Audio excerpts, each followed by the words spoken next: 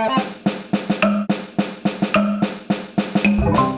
would watch some of boys' programs, sometimes because in girls' ones there's not much action, and I kind of like action. I would watch some of the boys' programs if they were good, because that doesn't make any sense. It does. Right, so we're going to get on with put your money where your mouth is, and this is all about ideas. That's the engine room of our business, and coming up with ideas, financing them yourself, pulling the whole thing together, walking the floor, trying to get them off the ground. It really is. Everybody's job in this room is based on the people who do that. And so a big round of applause. You haven't met them yet, to the 3 people who are going to be doing this for us today. So give them a lot of love in the room. Yeah, and right, it's going to work like this. I'm going to introduce you to our 4 dragons, though that's a terrible way of describing them, because they're lovely, lovely people with a lot of money. And they have £2,000 each. We didn't give it to them. It's their own money from their companies. And they have that to spend to try and seduce one of our 3 ideas into having a relationship, a professional relationship. They're going to have an exclusive window to talk for as long as each party feel it applicable to see if they then want to move forward. So all the people in the room who think, oh, that's quite a nice idea, I might talk to them in the bar. Well, I'm sorry, if money has been paid, you can't until this deal has been ratified. So that's what we're going to be doing. But it's not just about the dragons, it's also about you. You probably wondered why there was a piece of paper on your chair. Well, the idea is that after the dragons have had their say for each idea, then we ask you what you think of the idea. And if you like it, then put up your white piece of paper. So we'll have a little practice of that, I think. So, I don't know, if you have ever pitched a show, put up your white piece of paper. Wow, look at that. All these pictures, right? Okay, put them down again. If you receive pitches, if you take pitches from people, put your piece of paper up. Ooh, yeah, not bad. So what about people who have swung both ways? How many of you have swung both ways? Yeah, quite a few of you. Great. Well, you obviously have a lot of affinity and a lot of empathy for what's going to be going on today. So please give them a lot of support as they get on and pitch their shows. We also have Anthony Utley. Anthony, he's here. Do you have a microphone, Anthony? We are the Ant and Dec of the children's business, because Anthony is going to be wandering around. And if you have put up a piece of white paper, and don't let Anthony put you off from putting up your piece of white paper, he may ask you why, and get an opinion from the audience as to why you like a particular show that's been pitched to you. So that's kind of it. We are going to be pitching, and pitching is tough. Some people think that if you know these commissioning editors terribly well, that it's somehow a lot easier to get your show away. But believe me, it just means you get a very friendly no. It's like, oh, I'm sorry, Tony, but no. But see you at the party on Friday. Yeah, I'll see you at the party on Friday. Love you, love you. So it really doesn't work. You know, it doesn't work to just get to know them super, super well, because they can, sorry, I'm speaking on your behalf now, but they can see a diamond in the rough, but they can also see the smoke and mirrors of a slick pitch where there's no diamond at the center. And that's what we're looking for, because these people have received more pitches in 2 weeks than any of us make in a lifetime. And so that does come with worth, and they are going to bring that expertise to the table as they decide which shows they want to put money into. So I think also some people think that it's box ticking as to whether a show's right or not. You know, is it toyetic? Can we sell toys from it? Does it have a play pattern? Can the children walk away from the show and continue playing with the show? Does the lead character have a job that's easily understandable by a child? And when they go to do that job, is there a nice song, something with maybe a little catchphrase as they get into the action and do it? And do you have a clear learn, something the children can take away from the show? And maybe color code your characters. Make sure they're all color-coded. And if you have an opening song, then name check every single character in that song. Now, if you haven't done that, if you haven't ticked any of those boxes, then you've probably just, I don't know, made Peppa Pig. Because... And I don't see those guys here, do you? Where are they now? Take advice. Do things properly. Very good. So let me introduce you to our panel. We have Finn Arneson. Finn Arneson is the SVP, they all have letters, SVP Global Distribution and Development at Hasbro Studios. So welcome, Finn. Thank you. Thank you for coming here. We have Eric Casimiro, the Chief Creative Officer at Zodac Kids Studios. Thank you for coming, Eric. And we have Genevieve Dexter, the CEO of iPresents. Hi. Thank you for coming too. And of course, Cheryl Taylor, the controller of CBBC. So a round of applause for all our dragons.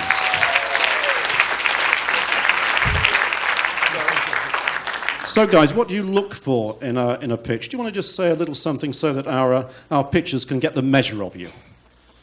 What do you, Finn, what do you sort of look for? First of all, did you enjoy your vent?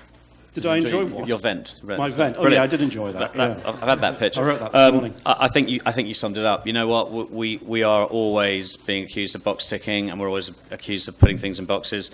Where is the fresh new idea? Even that saying it sounds like it's a cliche, but obviously white space, something that's not been done before, something that can go, for me, across all platforms and literally tap into the zeitgeist of whoever your demographic you're targeting. Simple as that. All right, Genevieve. Well, we always say we look for things with unique provenance and something with a beating heart. So we're an independent. So if it's out there already, that's a plus for us. You know that there's already a proven audience and a fan base. Right, and Eric. I think first and foremost is sort of an authenticity to the idea, and I'm also a sucker for a laugh. So if it's funny and has a really warped sense of humor, I especially like it a lot. Right, and Cheryl, finally. Yeah, like Eric, I'm well known for loving really bold and very funny ideas. Obviously, the BBC is a public service broadcaster, which doesn't mean that we have a million boxes to tick. But we have a lot of expertise in what we call stealth learning, which means that there are, we hope, kind of nutritious messages for kids, but never, ever at the expense of entertainment and great format points. So kind of really bold ideas that you understand the audience basically, and also that you love the idea. I think that's a really great thing is when someone comes in and they're passionate about their idea. It goes a long way. Right, thank you, all four of you. And each of our pitchers get exactly 5 minutes. Zoe has got a little timer on her watch. And when the 5 minutes begin, I shall shout, Europe! When the 5 minutes are up, what shall I shout? Yes, Brexit! So we get 5 minutes to pitch each show. So shall we begin? We've had enough of all of this preamble. So we are going to begin with Mr. Cliff Parrott, and he is going to present a show entitled Buck, Buck, Buck, Buckley. And he is from Salty Dog Pictures. Please join me on the stage, Cliff. Big round of applause for Cliff.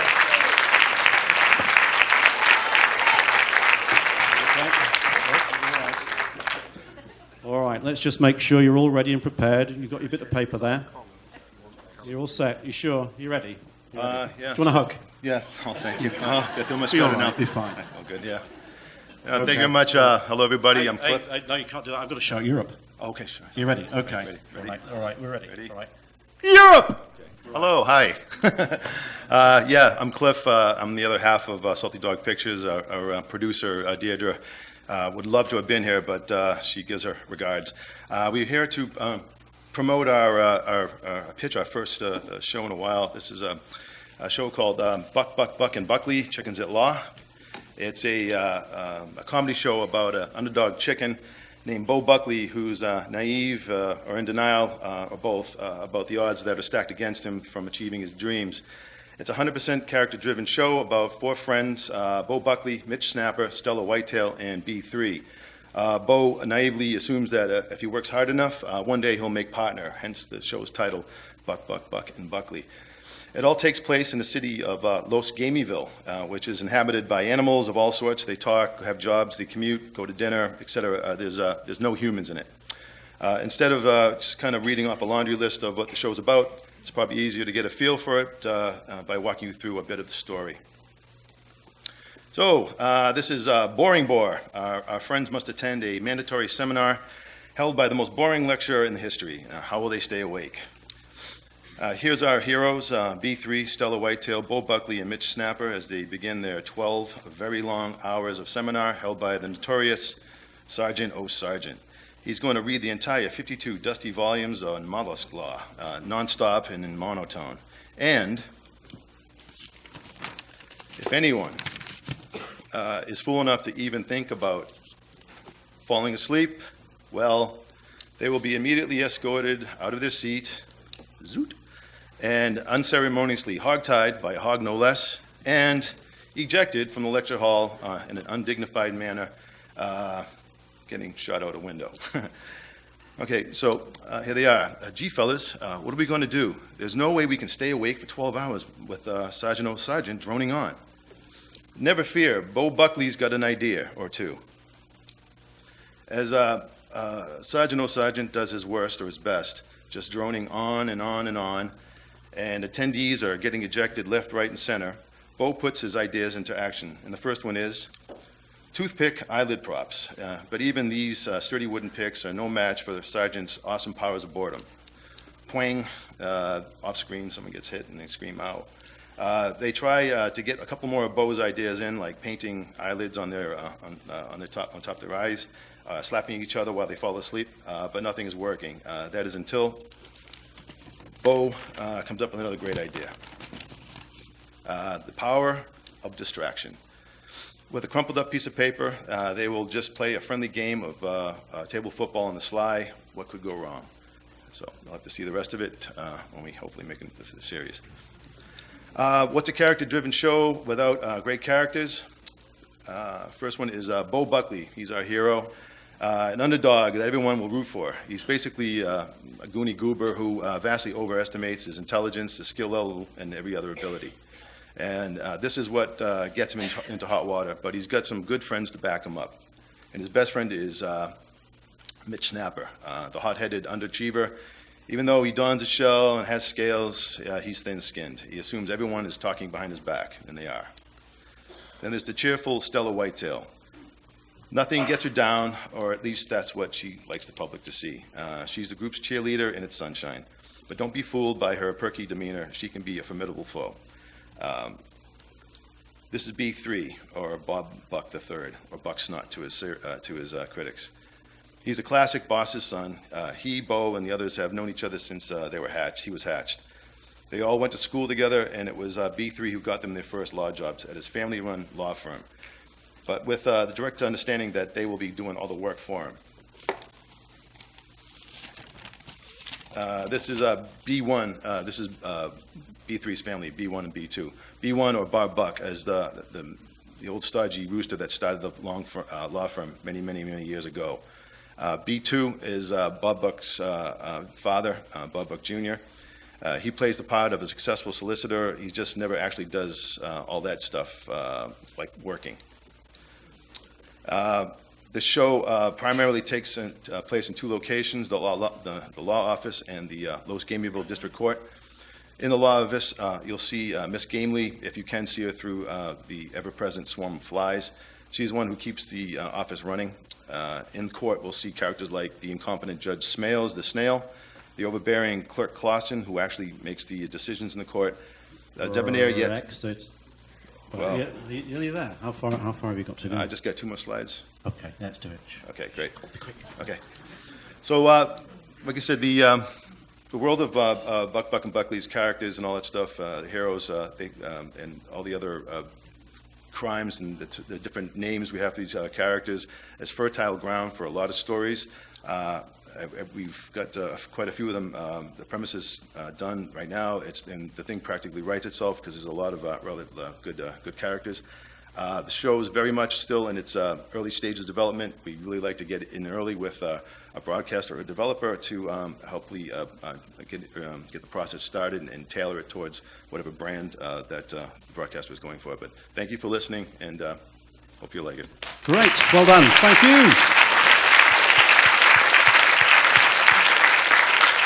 Well done, Cliff. Thanks very much for presenting the show. And let's turn for first a quick reaction from our panel. Finn, is this something that... I'll tell you what's original about that. I've never heard of presumably you're pitching this to kids. I've never heard of a kids show with legal and courtrooms in it. So from that point alone, my initial thing is I'm struggling to see the relevance for a kids audience here.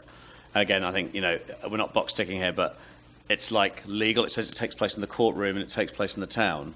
Is everything about legal jokes and puns and everything? I'm not really feeling where there's something relatable to our kids audience there. That's my initial. Cliff, I mean, it's got kids in it. It's or they seem like adults. Yeah. Well, you take a look at something like SpongeBob. I mean, you explain that one. It's a fry cook that works the button. Totally get it. I mean, obviously, yeah. I totally get that. But that's just my initial thing. The legal thing, I'm sure there's lots of clever jokes about that. I don't know whether that's going to go over kids' heads. We all know that things like SpongeBob and all the other shows like it work on 2 levels, but I'm stuck on the legal thing for now. That was my initial. Okay. No, well, thanks very much, Finn. And Genevieve, any thoughts? Well, I sort of agree with Finn on the last bit. I like the bit when they're going into the lecture and they've got to find ways to, to stay awake. All kids struggle with extreme boredom, and it's to the point where they bang their head against the desk because they're so bored, and so I still remember doing that at school. So that bit was nice. It's probably a bit more US orientated, a bit more classic comedy. Probably want a US partner more than a UK partner. It felt a bit too US orientated for us. Eric. Who doesn't love a chicken lead character? So it's a great idea, and then for casting. But I think I agree with my other panelists that it's tough to see where you'll get 50 to 104 stories within this world of legal, and I wanted to know more about the character relationships. Why is he not why is he not a partner, and more about that dynamic. Does it open up a lot more, Cliff, with storylines and what's happening? Yeah. Like I said, if it's something that someone wants to read, it's very hard to kind of put it all together in 5 minutes. But I can pass on the pitch Bibles to read it at your leisure. If something that strikes your fancy later on, it's great. Cool. And Cheryl. Yeah, I was going to ask, do you have a sweet spot audience age that you this is like 6 to 12. It's definitely a comedy.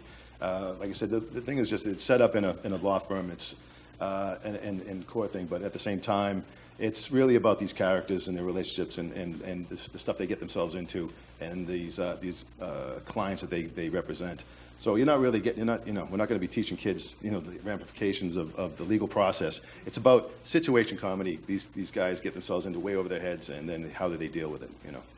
Well, it'd be interesting to see a script, because I agree that in terms of the character relationships, which obviously will underpin all of that comedy, especially I think because there's an anxiety about how comprehensible that will be and how kind of immersive for 6 to 12. So it would be really interesting to see a script, I think. Yeah.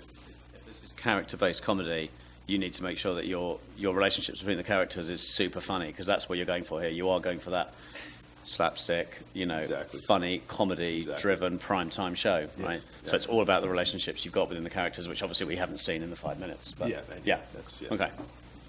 Great. And what about the audience? What about you guys? Did it pique anybody's interest? If it did, then you can put up a white card. If you'd like to write. Okay. Well, Anthony and I will have a little chat together. What did you think, Anthony? I take the point about the legal thing. I'm just wondering whether that's going to shoot over everybody's head. And everyone's too terrified now to put up a card, even if they like it. It's my job to break down the fourth wall here, a bit like Adele did at Glastonbury. It's free. It's free. But free opportunity. Without the bad language.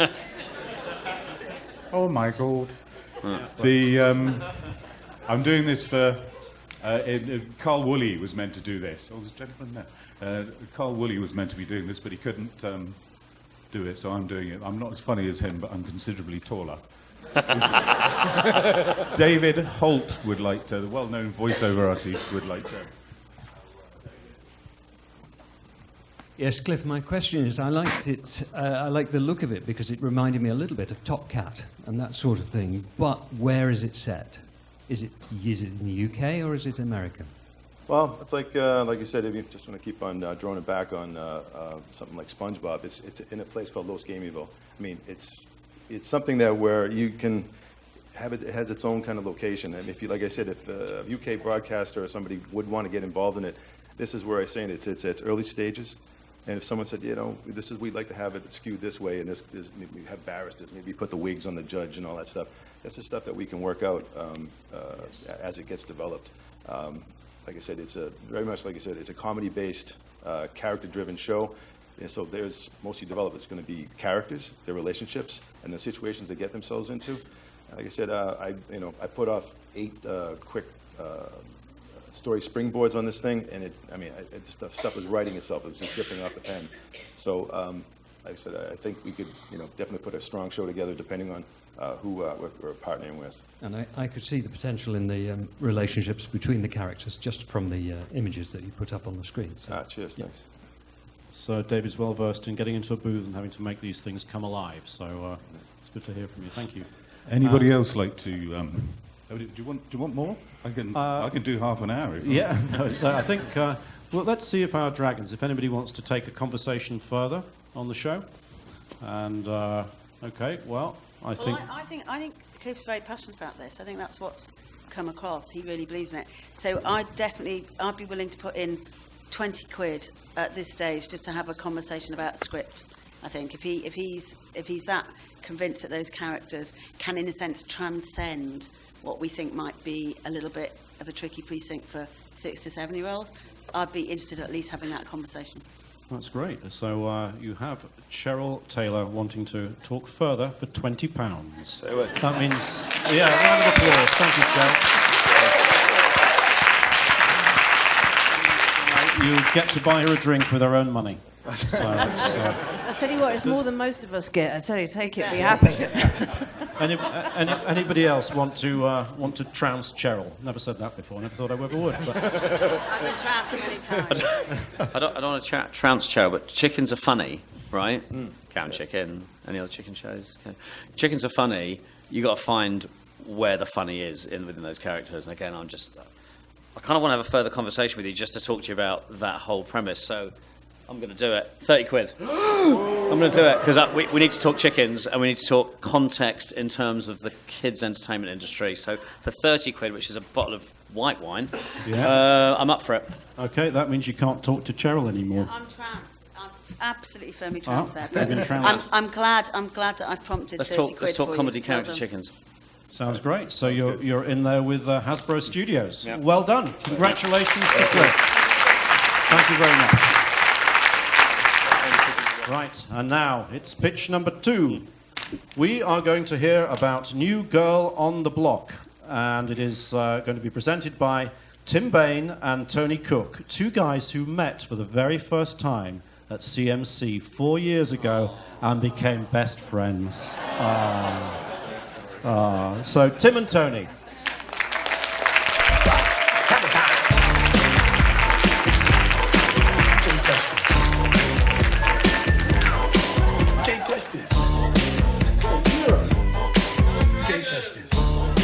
Word up. Hello, everyone. We are Tim Bain and Tony Cook, and we have written on a bunch of many cool shows such as these with many of you lovely people in the room. Some of maybe for the last time today. Yeah, white guys in hammer pants. Bad idea. Very bad idea, Tony.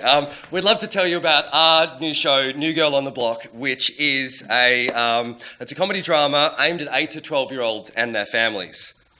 The show all started with the thought, what if you became best friends with your own parents when they were your age? I recently became a dad, and Tim is expecting twins.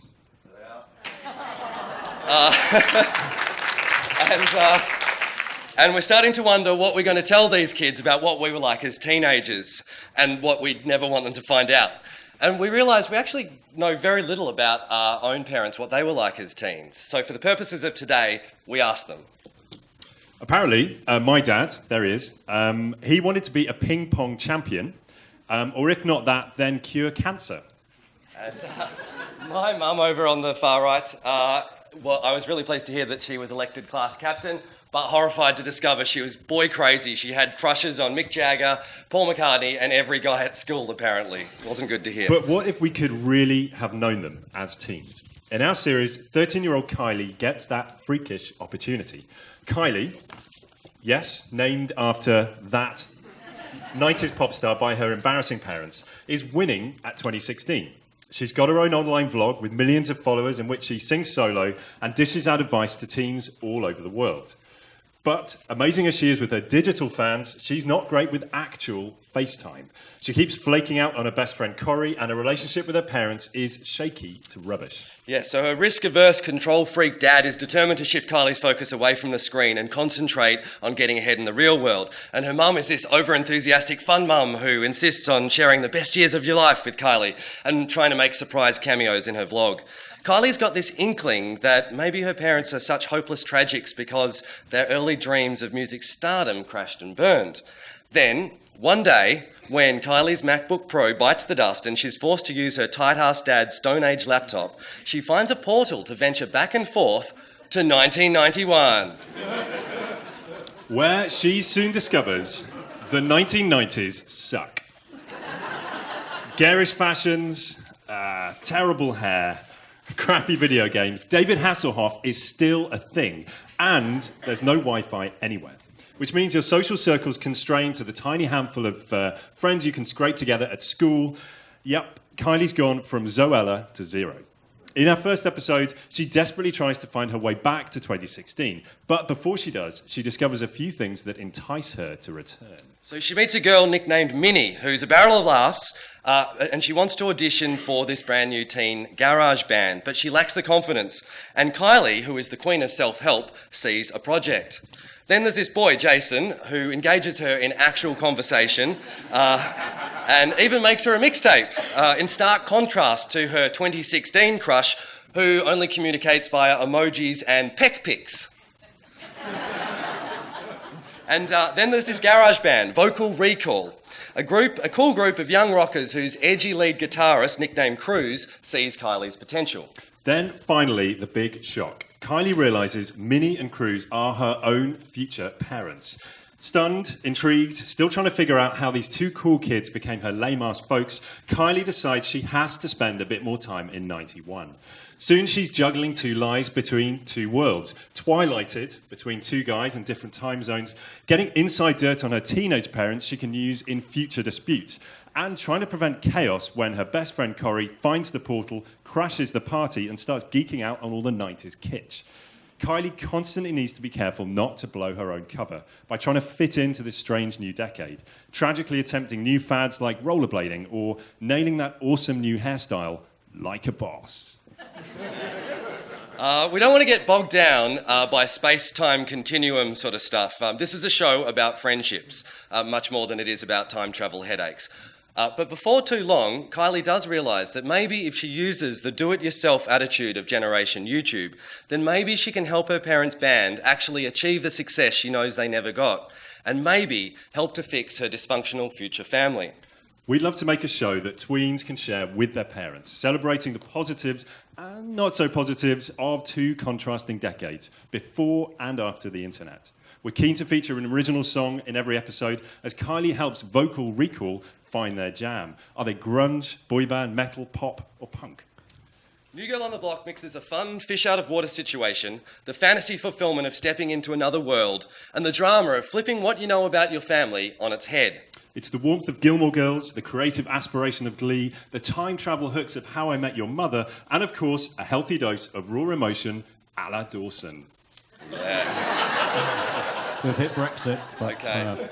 Article 50's not there yet. We'd like to leave you with a brief trip down nostalgia lane with a salute to that golden era, the 1990s.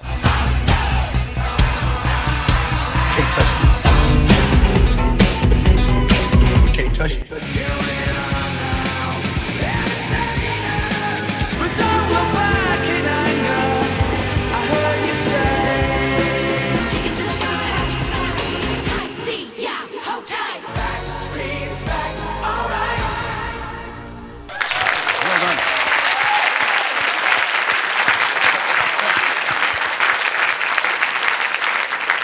Well done, guys. Hey, show of cards. Who liked that? Whoa, we got the cards up. Great. Anthony, is We there made anybody that there one. who wants to Well, I voice think an of how opinion? sweaty it must be inside those golden trousers. What it? Oliver, you didn't put your card up. Don't you want to know where he got the trousers? Yes. Sadly, I know where those trousers come from. So, my record collection firmly says that Kylie is from the 80s, which rather confused me. Unless you're talking the deconstruction years rather than the BWL years. But, I, of all people, should know that, shouldn't you I? absolutely should. Yeah. I mean, it's all in the script. I mean, with live action drama, it's all going to be in the script and how you make that work. And I think, you know, again, you're talking about the time travel not being a thing. Really, that's just a device to get back to Peggy Sue got married, effectively. But yeah. So it'd be interesting to see the script for most people, I would think. Thanks, Anybody else in the audience want to voice an opinion Quick comment? before we go to our dragons? We could talk about the Chilcot report. And when Tony Blair's going to prison. Yeah. Maybe, Okay. maybe well, it's not the venue. Well, our dragons have had a moment to digest this, so shall we begin with Genevieve this time? Genevieve, what did you reckon? Well, you know, we're a CG studio, so would you be willing to make this in CG? Or if it was in live action, would you have like a load of visual effects? We could, I mean, we could sort of mimic that 90s style of terrible animation. No offence to anyone in the room.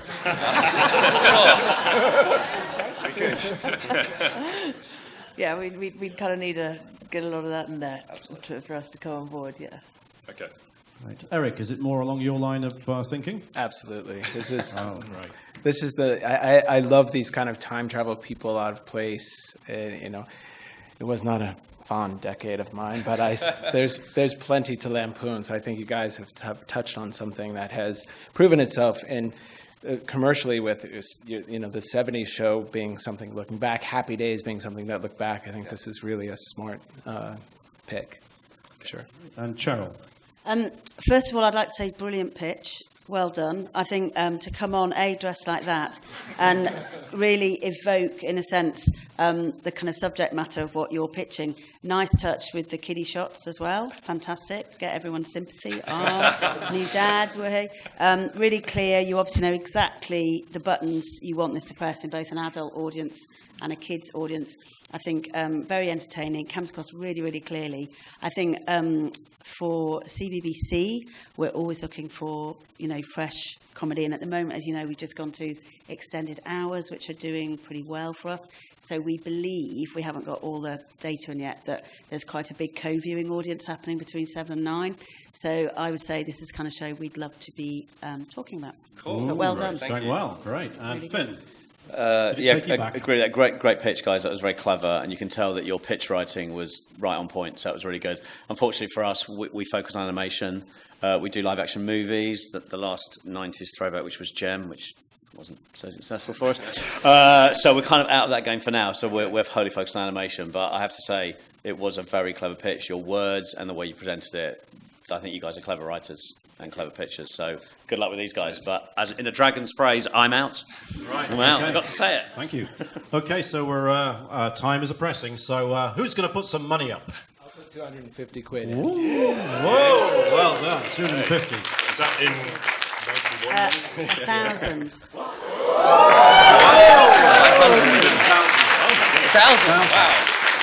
Wow.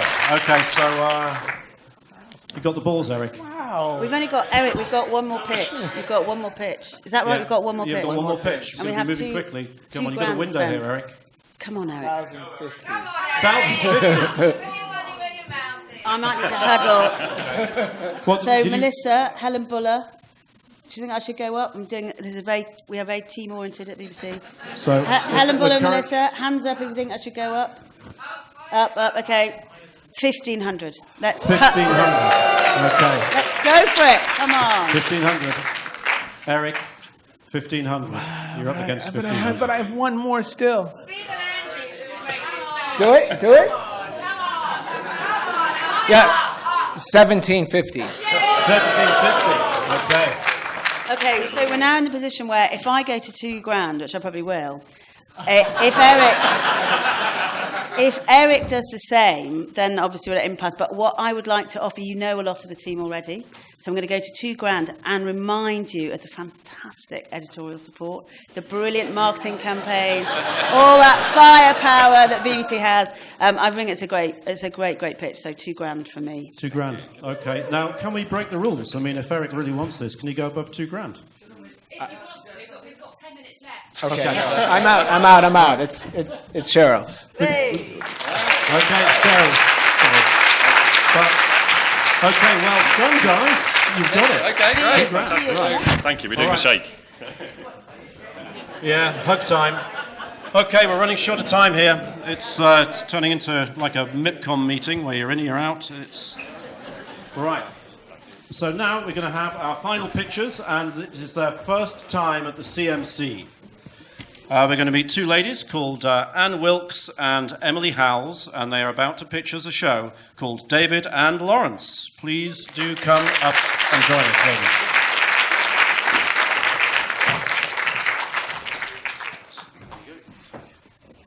Right, so I won't shout Europe at you. You can start in your own time.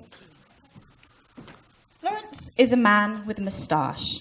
David is the toucan who lives on his head, and they are psychologists. Through a door in their office, they travel into the mind, nixing nightmares, unwinding smothered synapses, and inspiring mental well-being through whimsical adventures. Hello, I'm Emily. I'm Anne. And we are here to present to you our animated comedy TV series, David and Lawrence. Each episode is 14 minutes in length, aimed at the upper end of the 6 to 11-year-old demographic, and mixes hand-drawn, stop-motion and cut-out animation. The show is set in a world similar to our own, but a little bit different. Most episodes take place at Higabazi Hospital, where David and Lawrence meet their young patients and interact with fellow doctors, Jeff, Mina, Beedie, a giddy receptionist named Darlene, and two hotshot nurses, Edmund and Philip. It's here that David and Lawrence, with their patient, physically step into the mind, allowing them to visually explore intangible subjects and ideas. But who is this Lawrence, and why is there a toucan on his head? Well, first of all, David and Lawrence haven't always been together. David sometimes makes oblique references to his rainforest past, and Lawrence will admit he used to feel quite lonely before David arrived. But now they are perfectly attached, and in more ways than one. Feathers and hair follicles have tangled in together and grown into each other so that now and forever they come as a pair. Best buddies, a top-notch psychology team, and a very competitive badminton duo. However, David and Lawrence would be very quick to point out that they are different people. Lawrence is always full of questions, driven by his ambition to locate the human soul. And if he ever did, he would probably say something like, "Why, hello, old bean. It's so marvellous to meet you." David, meanwhile, is a little bit mysterious, which is what you'd expect from a toucan who appears out of nowhere and makes his home atop your head. He revels in his enigmatic reputation, but he is kind and helpful. And if he sometimes comes across as a little uppity, we'll assume it's because he's preoccupied with the wider worries of the world, a bit like a feathery Gandalf. David and Lawrence complement each other with their mutual need for one another and symbiotic relationship. But what did their patients say here, you ask? Well, there are a few regulars, including Gretchen, who suffers from déjà vu, Dio, the child prodigy, Keith, the whale who's searching for his soul, oh, and of course Gretchen, who's suffering from déjà vu.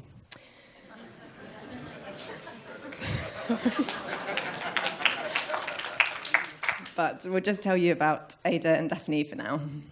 So Ada has just finished her GCSEs and she's very quiet. In fact, she has barely spoken for a couple of years because she has selective mutism. She's learned to get by being a bit of a loner, but as she nears adulthood, she realises that's not going to work anymore and she needs to help herself. She plays the cello, and Lawrence is an excellent pianist. David's got a beautiful baritone, and they communicate through music. Daphne is 13 and seemingly cool and confident, if a little sarcastic and occasionally sloppy in her schoolwork. She's popular in class, but secretly worried that her recurring panic attacks will label her the crazy kid. Daphne's school has referred her to David and Lawrence, and she's not happy about this. However, their relationship develops over time to build on a mutual respect and trust, especially after they enter her mind to discover the sweet, kind girl within. Each episode focuses on a particular recurring character, and David and Lawrence help solve their problems over the course of the series, mixing humour and empathy in everyday situations, which will help normalise the mental health taboo. For example, Ada's desensitisation therapy encourages her to enter into the school talent show. In another episode, Lawrence learns the value of different friendships when David spends the whole time in a catatonic slumber. To ensure our characters' authenticity, we have consulted with NHS, children's and adult mental health services, music therapists, and our own personal connections, and will continue to do so through the production. David and Lawrence's world provides a platform to explore the human psyche. The show mirrors children's natural curiosity with a quirky, joyful humour, which gives the underlying messages power and opens up the show to a wider cult following. By tapping into the young and open attitude of our audience, we'll be kick-starting a conversation and promoting a modern way of thinking about mental health. We are very much looking forward to bringing David and Lawrence to life. We believe the show will build a faithful following for its original, unpredictable storytelling and appealing oddball characters. Our aim is to create a show that poses big, interesting questions and encourages creative thinking, whilst it's fun to watch and funny as well. That show is David and Lawrence. Thank you for listening.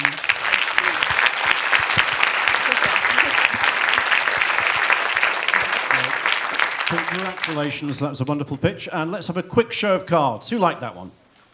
Wow, yeah, look at that. A lot of love in the room. Let's ask Cheryl. Cheryl, what did you make of this? I really love the design, ladies, and thank you for your pitch. It was a very elegant pitch as well. It was really sweet. And I'm really interested in this area because I don't know whether you know, but on CBBC we use animation a lot to kind of talk about sensitive issues, whether in Life Babble, where we talk about family relationships or puberty or what have you. And I think that this would be a really neat way of exploring more of that area. And my question would be about how you ensure that in a script the narrative and the relationships in a sense come first and as you said are engaging and make people want to come back for more rather than surfacing some of the mental health issues too obviously. So what's that kind of little hybrid offering on that sense? But I think it's beautiful and elegant, really really well done. And thank you. And Finn? I think it's very. I really like the idea that it's very whimsical, as you said. Use that word on purpose. So the style's really nice. Obviously, from our point of view at Hasbro Studios, we're much more on the kind of licensing and merchandising point of view. I don't think the show is for us. It feels to me like a public service broadcaster. I think the whole mental. I'm not just saying that because Cheryl's there. I'm just saying it feels like the mental health issue and introducing that to kids. Great idea. It's very brave. It's a very challenging idea, but it's a very brave one. So it's great. So you've got the debate started. But personally, it's not something that we would pursue. But I like the graphic style. Your presentation was very eloquent and very on point. And there you go. Right, and Genevieve. I think I'd like I would almost sort of turn the pitch around the other way, and start with the girls, and then work round to this this guy, and sort of do it more from their sort of POV. But I very much like the craziness of it, really.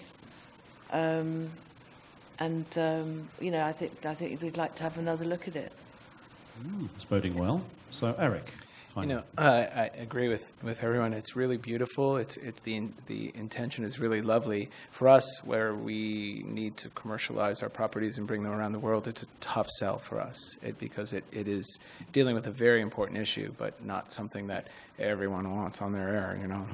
So. But it's really lovely pitch. Are you dealing with it through the issues of the teen? I mean, effectively, this is a teenage buddy pick, really. So I don't know what angle you're going to go for first. Is it relationship between him and her, and therefore their issues, or are we thrust into the hospital and all of the issues around it? It's very much tricky, the mental health angle, because we're very aware that's the sensitive subject and the thing we come back to. But for us, it's very much about the characters and the stories and being funny and surreal and sort of bringing up questions and opening up conversations. And we didn't want to focus too much on the difficult issues. We wanted it to almost normalise it so it becomes part of this really fun and underlying. So you watch it and you're not almost aware of what, you're just engaged. And great. We're going to have to move to the nasty money bit after such a wonderful, lovely pitch. We're going to have to talk money. So, who would like to put their money where their mouths have just been? Well, I've spent That all did my come money. out wrong, didn't it? I've spent all my money, but I think, is Jackie Edwards in the house? Why, she got some money. No, but because she's not up on stage and not constricted by the very strict rules that Zoe has laid down, I would say that I'm sure Jackie Edwards would love a conversation at some point in the future, but I can't put any money down. Okay, well, we shall introduce you to Jackie and see how that goes. So, anybody else want to... No, for various reasons, it's not fitting. Sometimes it just doesn't fit the box, Well, does it? I'd like to bid £100, but I have to, because I have a business partner here, Jules Coke. Right. He's going to tell us whether I can do that or not. Right, okay. It's up. Okay, wonderful. So, we'll have to call it a day, but at least all three of our pitches do have meaningful relationships now with varying degrees of money. So thank you very much, Genevieve. So you'll be having a chat with Genevieve and receiving some money from either her or the guy with the cash.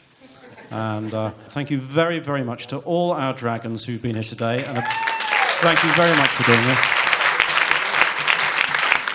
And obviously to our three sets of pitchers, it is a tough thing to stand up here and do this in a quiet room, let alone in front of 200 people. So thank you very much for the pitching experience.